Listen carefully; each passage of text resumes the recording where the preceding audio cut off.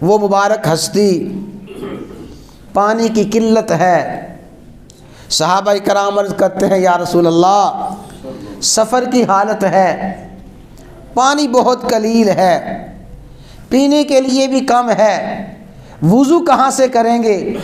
تو فرمایا لاؤ جو مشکیزہ پانی کا ہے، اس مشکیزے میں جتنا تھوڑا بہت پانی ہے وہ پانی اور وہ مشکیزہ نچوڑو۔ وہ پانی مشکیزہ نچوڑا گیا، تھوڑا سا پیالے میں پانی آیا، رسول اللہ صلی اللہ علیہ وسلم کی برکت کا نظارہ کیجئے۔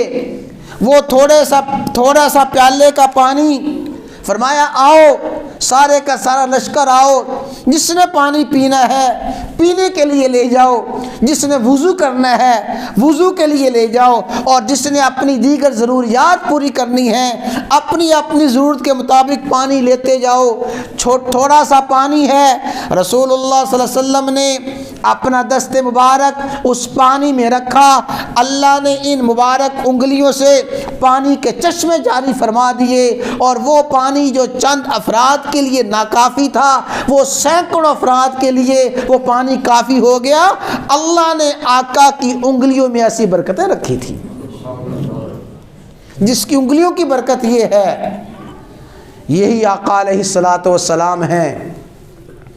سیدنا جابر رضی اللہ تعالیٰ عنہ فرماتے ہیں میں نے دیکھا غزوہ خندق کا موقع، رسول اللہ صلی اللہ علیہ وسلم کے چہرہ اقدس پہ انتہائی بھوک کے آثار ہیں، سارے کے سارے صحابہ پہ انتہائی تنگ دستی کا زمانہ تھا۔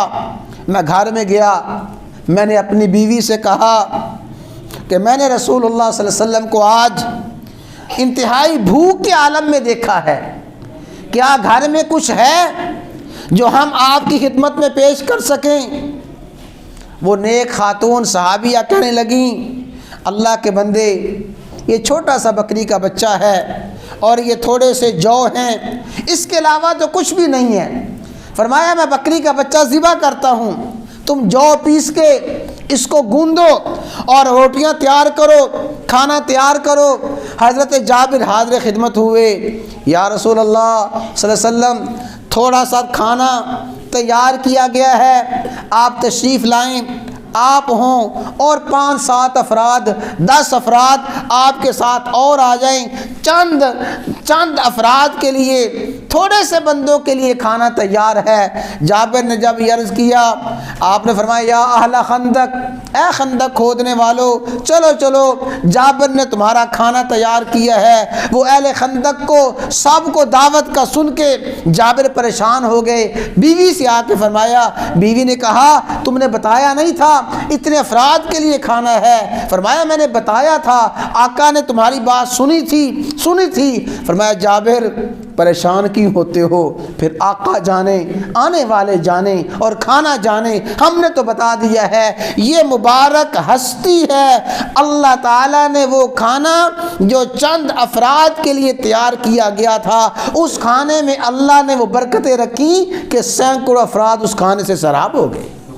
یہ ہے مبارک برکت والی ہستی، یہ مبارک ہستی ہے۔ اپنا لعاب مبارک کھارے کنویں میں ڈالے، وہ کھارا کنواں میٹھا ہو جائے، اس کا پانی میٹھا ہو جائے، یہ لعاب مبارک کی برکات ہیں۔ صدیق اکبر کی ایڑی پہ لگتا ہے، وہ تریاق کا کام کر جاتا ہے، یہ لعاب مبارک کی برکات ہیں۔ سیدنا علی کی آنکھوں میں جاتا ہے، آنکھوں کے لیے شفا کا کام کر جاتا ہے۔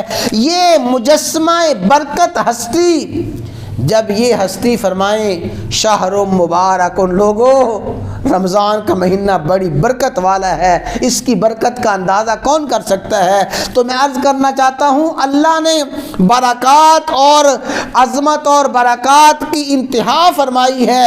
رسول اللہ صلی اللہ علیہ وسلم کی ذات اقدس پہ اللہ نے عظمت اور برکت کی انتہا فرمائی ہے ماہ رمضان پہ۔ رمضان پہ عظمتوں کی انتہا ہے اور صاحب قرآن پہ عظمتوں کی انتہا ہے۔ رمضان میں اللہ کی برکتوں کی انتہا ہے اور صاحب قرآن پہ اللہ تعالیٰ نے برکتوں کی انتہا فرما دی ہے۔